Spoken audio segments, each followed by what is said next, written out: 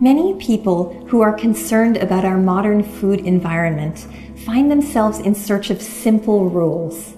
This is why so many fad diets gain a following even when there's very little science behind them. People want easy-to-follow dietary advice, but the human diet is inherently complex. Having said that, there are simple ways of wording sound dietary advice. Here's one of the best examples. Michael, you use a simple framework for delivering a lot of your advice on how to approach one's relationship with food, and what comes to mind is your kind of mantra: eat food, not too much, mostly plants. Yeah. Well, you know, coming up with those 7 words, which I'm afraid will be on my gravestone unless I come up with something better soon, is the result of a very long process of examining the science of nutrition. But as I got deeper and deeper and deeper, I realized, well, actually, the key issue is, are you eating real food, or what I like to call edible food-like substances, which is to say processed foods. And so the phrase eat food, I realized that's really what you need to know to eat well. Eat food, by which I mean real food.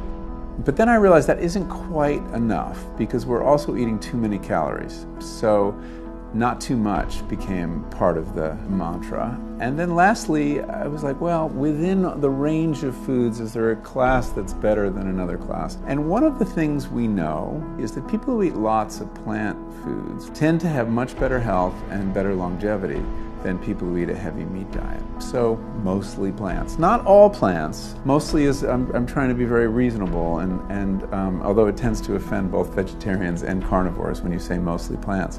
So eat food, not too much, mostly plants is basically, I think, all you need to know. Now, eat food is probably the hardest part of that to understand, because isn't all that stuff in the supermarket food?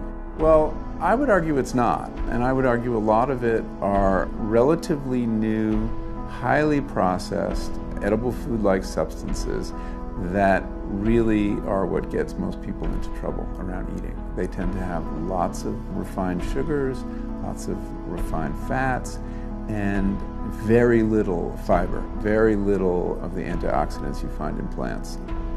And basically they were designed for long shelf life, these processed foods. And the way you make a food last longer is you take out what is nutritionally valuable.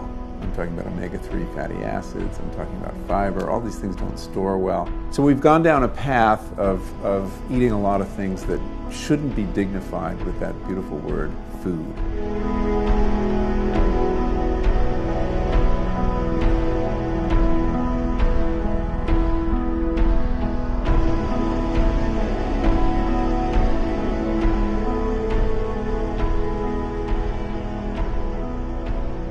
Replacing the highly processed food in our diets with reasonable amounts of real food, including plenty of plant-based foods, is sound advice for people who want to protect their health. And Pauline's mantra, eat food, not too much, mostly plants. These 7 words can be a helpful guide for anyone who wants to keep it simple when it comes to choosing food.